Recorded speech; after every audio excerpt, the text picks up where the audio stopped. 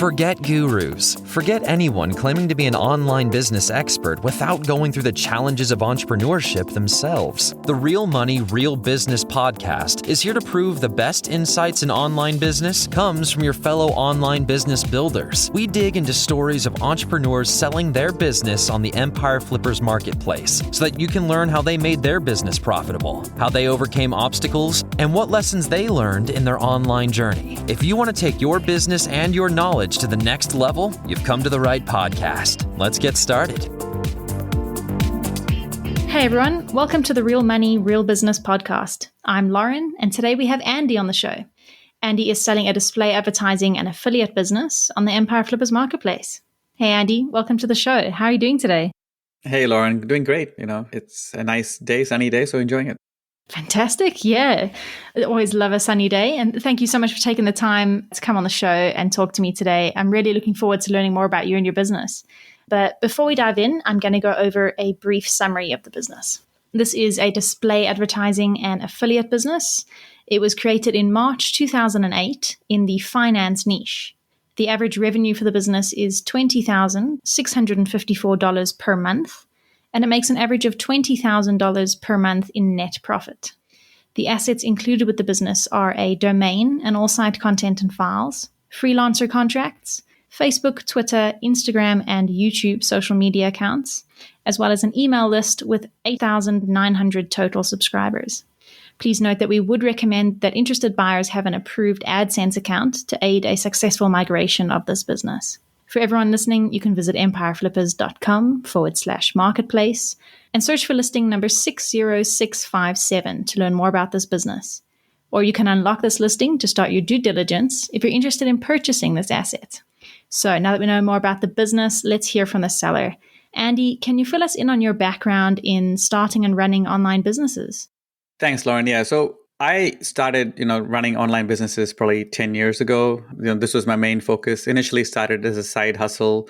I've always been interested in the finance niche and basically thought, let me take the knowledge for both myself and, go online and see what's out there. And then slowly as I did it, I found a whole community of like-minded people. And then I also found out that I was writing about topics that I was getting a lot of questions on.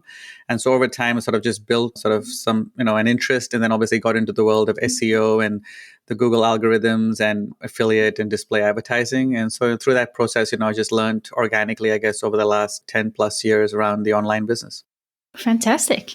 And what attracted you to the display advertising business model in particular?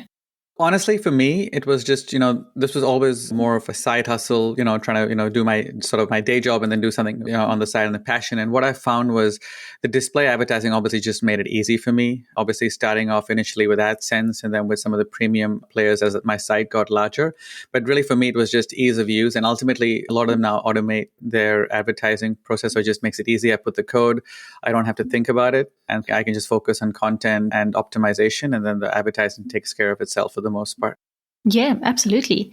As you've expanded the business, you've obviously added other income streams in as well. Can you walk us through the different monetization methods that are on your site?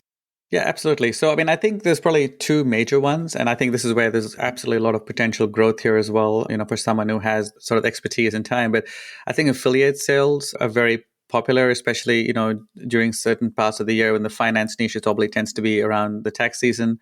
But I found that is actually a pretty good business. And, I work with, obviously a few agencies out there, but I think if you can, get to a point where you have those direct relationships, that can be very profitable. But then also I've got some sort of smaller relationships. I've done a little bit of Amazon, haven't really done a lot of conversion with that. And then I do have an email list as well. So I found that as I built up my email newsletter, I'm able to sort of push more affiliate items through that and also obviously get a redirection back to the site in terms of traffic over there as well. Yeah, absolutely. That's always a powerful strategy. Can you walk us through the main affiliate partners and networks that you work with? Yep. So I probably have three, and it just depends. So one is Commission Junction. So I use them probably the largest. They have a lot of relationships, especially in the finance space. That's probably 60% of my revenue from them. And then I work with Impact Radius as well, and they tend to have a few different relationships. And at times I've worked with Flex offers, for certain partners that are exclusive to their network. So between those three is probably my biggest ones as well. Fantastic. And would you say that there's room to add more partners to the website? Absolutely. I get a lot of requests for like partners who want to work directly with me, private placements. And honestly, I've done some of those in the past. And, they can be lucrative. It just needs a lot of time and you need to have a sort of a more, I guess, professional or focused outlook to build those. But I think, in the finance niche, especially from people I've talked to, display advertising should only be like maybe half or below half of your revenue. For me, it's almost above 75%. So I think if, you really tweak it and really build those affiliate relationships, and I've got a lot of pages that go back 10 years with sort of high organic search, I think you could absolutely expand the affiliate or, significantly make it even bigger than the display advertising, which is the majority of revenue today. Yeah, certainly. As you mentioned, you've dedicated a lot of time to this site. You've been working on it for over 10 years. What are the reasons that you've decided to sell it now? Yeah, so probably two main reasons. One is, like you said, I've done it for 10 years. I probably want to go to something different or, take a break for a while, especially after the last 2 years. I think I've just reevaluated. I have a growing family that has a lot more demands, so I want to do that. And secondly, also just, from my day job, my career, I've gone in a slightly different direction there. And that is taking a lot more time. And for me, and it's something I'm passionate about as well. It's an area which I do feel for the next 10 years, I want to do that. So I think this is a good time. I think, the site is doing really well and it's a great time to hand it off where someone can take it to the next level, whereas I can focus on some of my other things I want to after having done this for 10, 12 years. And it is, the site is like my baby, but I also know that it's sometimes to go to the next level does need that extra focus or that extra attention that I think someone else can give to it.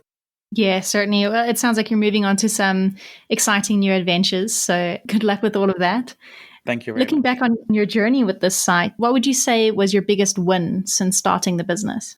I think my biggest win, ironically, when I started off this site, I was so happy when I first got my, I think, AdSense and I made $10 a day for the first time. And I thought, oh, that's excellent. Now I can buy myself, a cup of coffee and I can go out and have, a sandwich. I was very excited just to make money from writing about something that I knew about. So that was very exciting. So making that first revenue. And then I think my biggest other, excitement was when I got my first 100,000 day visitor. We had obviously certain articles are resonating and, every year I'm able to hit those again. And so it was really nice to see that passing 100,000 per day. And then same when I passed, 1 million visitors a month. That was really exciting. And then the biggest thing was actually, a couple of years ago when I made more from the blog than I did from my regular income, household income.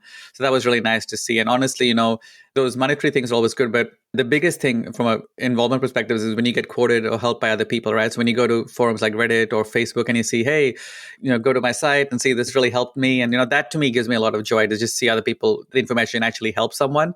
And in the niche I am, when it comes to finance and money, it's a topic that's very close to people's in their lives because money is, intertwined with how we live. And so being able to help people with questions that are sometimes hard to find online, I think is really useful. And then building that community as well has been interesting to see. And I think now that, the site is recognized as an authority in certain areas, so which is very nice to see as well. Yeah, absolutely. It must be great looking back, thinking of that first $10 you earned and seeing where you are today. It's a wonderful, you've certainly come very far. On the flip side of the coin, what would you say was your biggest setback or challenge with the business? Yeah, the biggest setback and challenge is, if I look back at it, it's probably, again, I'd say probably three things. So one was just all the Google changes. So when I started, it was very easy to just rank. And, I think it was a relatively small world from an online perspective in the finance world. But, I think being through a couple of Google algorithms, I had one change a long time ago with Panda, which really hit my site. So I ended up losing almost 2 years. This is back in the early days. But then being able to adapt and realizing that good content, regular updates and, just having, stuff that is optimized is a great way to stay above any of the Google algorithms. So that was a learning for me. And I think that's why I've been around for 12 years. I learned how to deal with all those changes. The other setback was probably, a while ago, I had an issue with hosting. So, I'm not a very technical person. I'm, more in the finance specific. So I had got in, as my site got larger, I'd got some, dedicated hosting, and then I had to manage a lot of the service. And I, half the time I didn't know what was going on and the site was slow. But, this was probably about 3-4 years ago. I decided to move to manage hosting. And so that allowed me to alleviate some of those technical challenges. And now that runs pretty smoothly. So I can have those 100,000 or those 2 million visitor months and, without too much of a glitch. And, the user experience is great. And then, I'll say this is, a regret. If I'd probably done this, if I'd known how the site was going to grow up probably 10 years ago, I probably would have done this full time.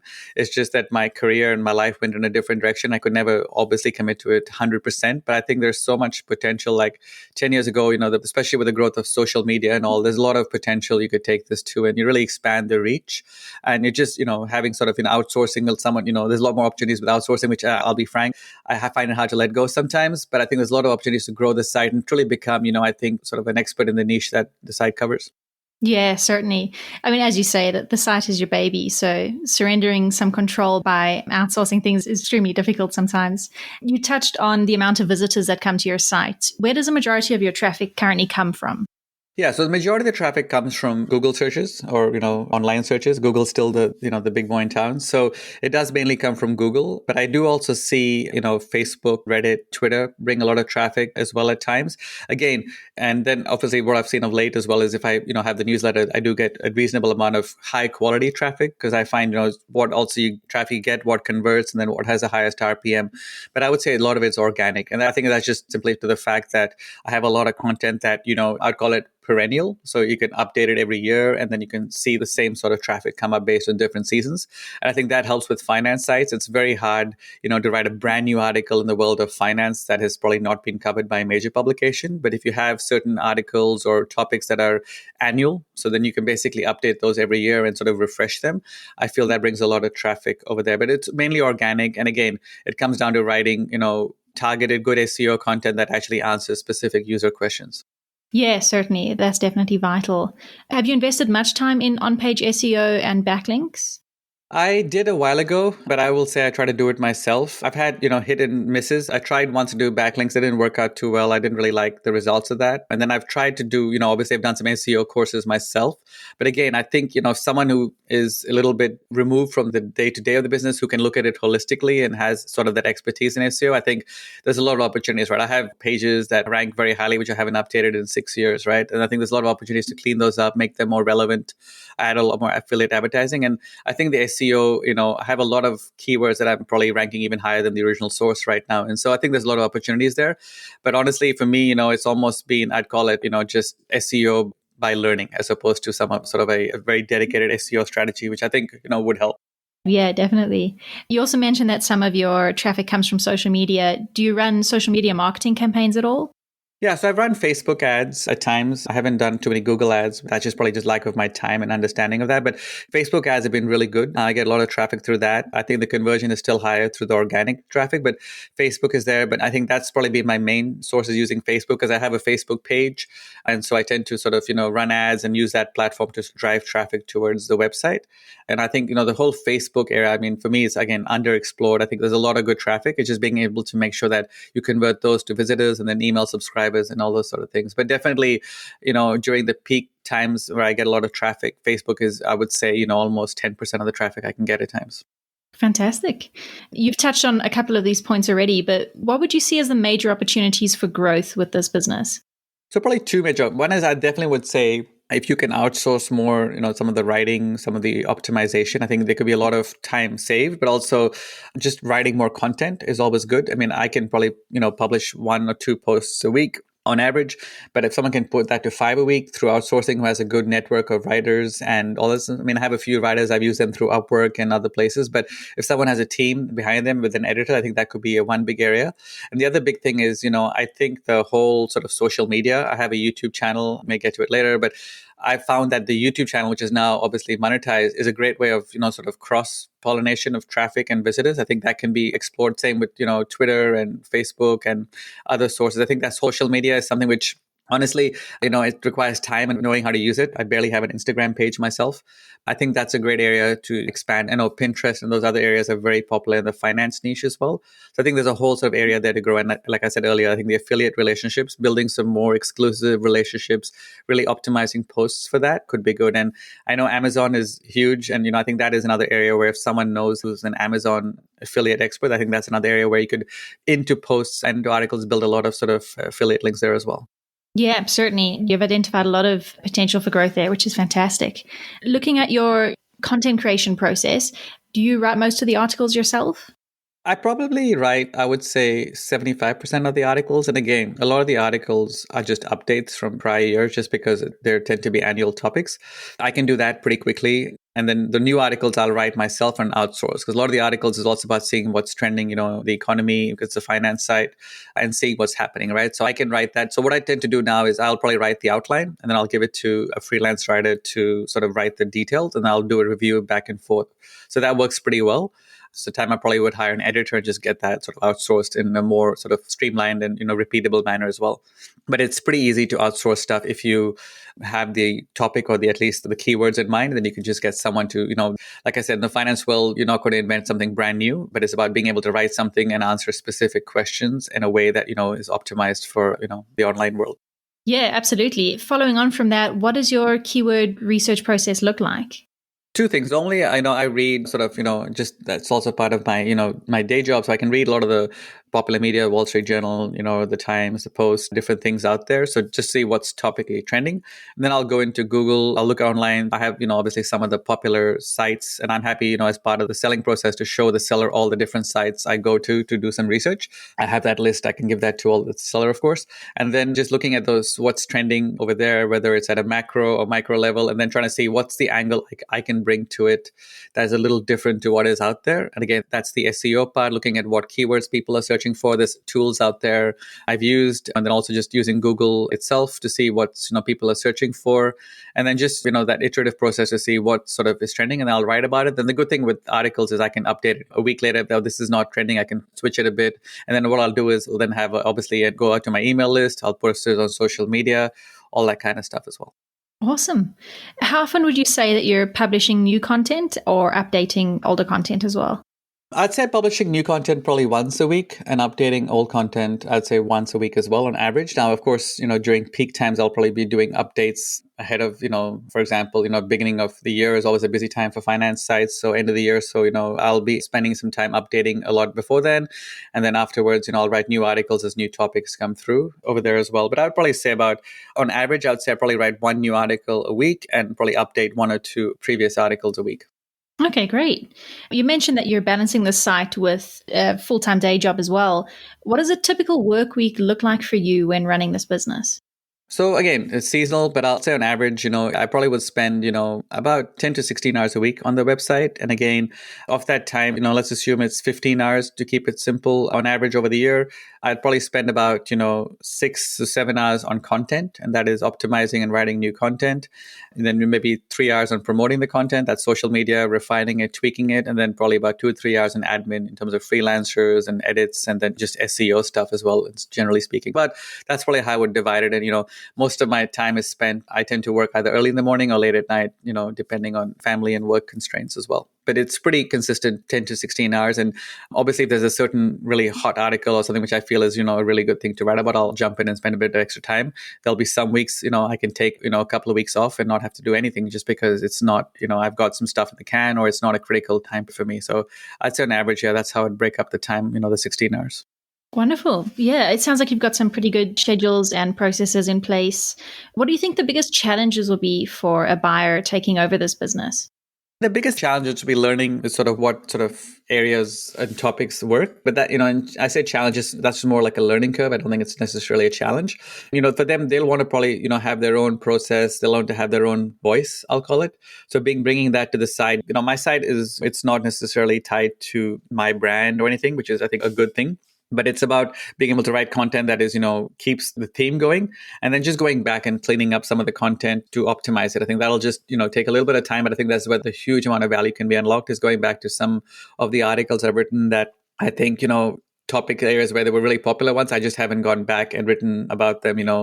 I won't go into the specifics as there on the side, but like stuff like insurance or like loans and all that kind of stuff. Generally there's topics that are very high affiliate programs. I just haven't had the time to go in and optimize those. And I have a lot of those like that on my site. They're a great way to go back. And the challenging part will just be, someone going back through the years of content to optimize what's there. But I think there's a lot of good nuggets and a lot of highly organic, highly searched pages, which, they're probably on page 2 or 3 of Google. I think they cleaned up. They could easily go to, page 1. Yeah, wonderful. I mean, it's sort of a challenge, but it has a lot of potential in there as well, which is fantastic. You mentioned that there will be a learning curve, obviously, for the buyer. How much support are you willing to offer the buyer to help guide them through that? So obviously, I do want to see the site keep going. So I think for the first 2 months, and I think it's said there, so happy to provide, up to like sort of 60 days worth of like email support. I'm happy to, commit to about 20 hours, I think is what I've sort of calls over that time, maybe maximum of 5 hours a week. It just depends on my schedule. But over the next 2 months, happy to provide email support and jump on calls as well. And, provide feedback and sort of, some of my processes, some of my research that has helped me get to where I am, and then share some thoughts on where I think there could be some good opportunities. Wonderful. Yeah, I think that'll be extremely useful. When it comes to negotiating the sale, would you be open to negotiating something like an earn-out agreement?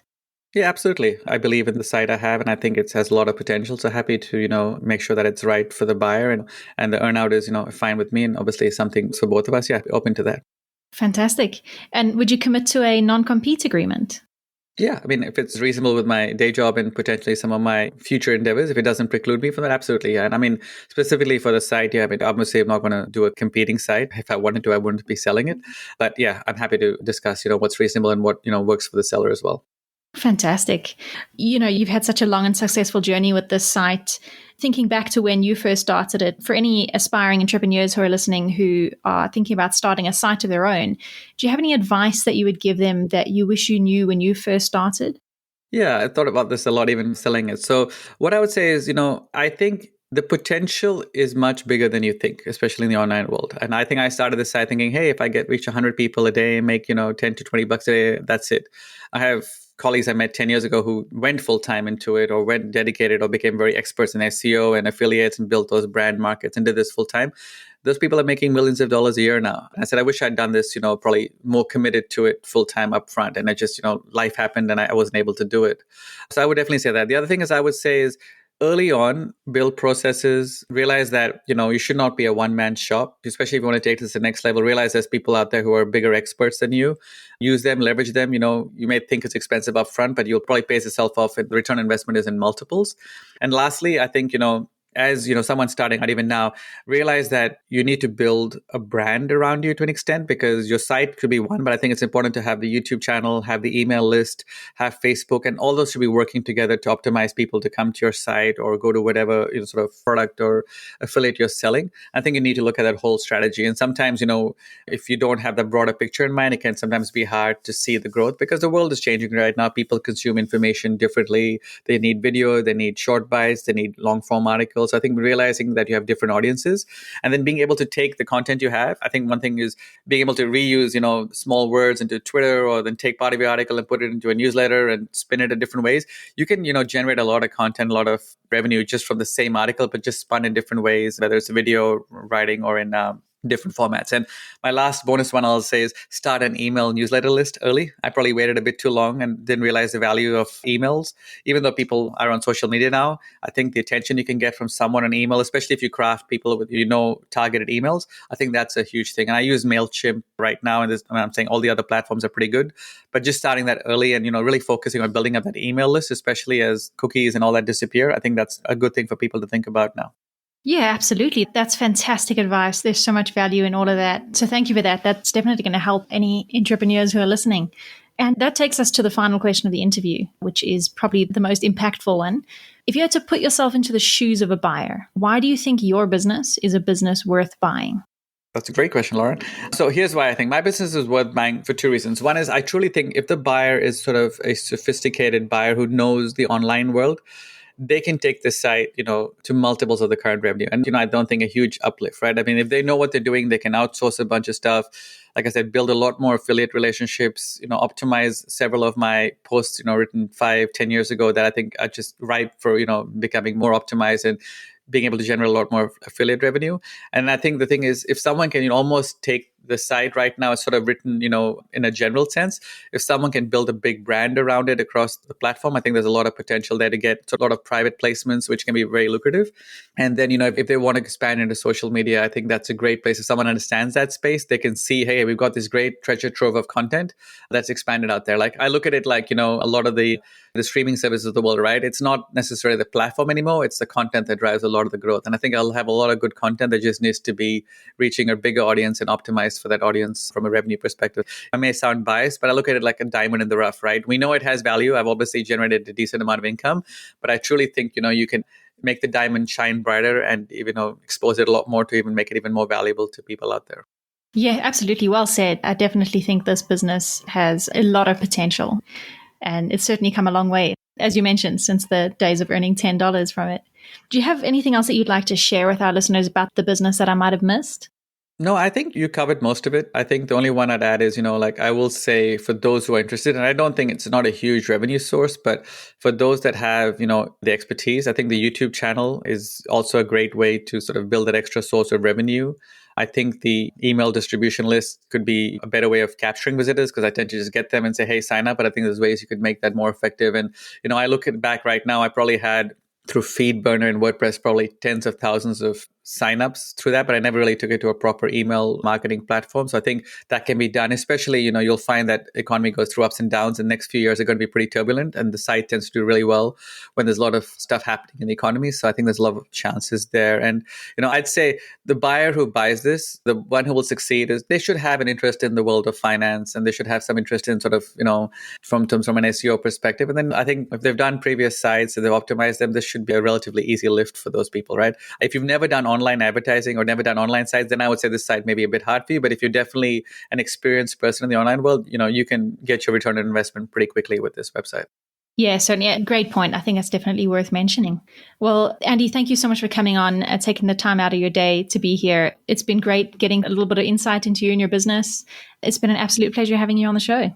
Thanks, Lauren. And thank you to you and Empire Flippers. I'll definitely say the process has been really nice. I like the fact that how you verify everyone and make sure that the process is relatively smooth. So thank you.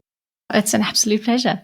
All right, everyone. Thanks for listening. To learn more and see if this listing has already been sold, head over to empireflippers.com/marketplace and search for listing number 60657. If you're watching this on YouTube, click the link in the description to go straight to the listing.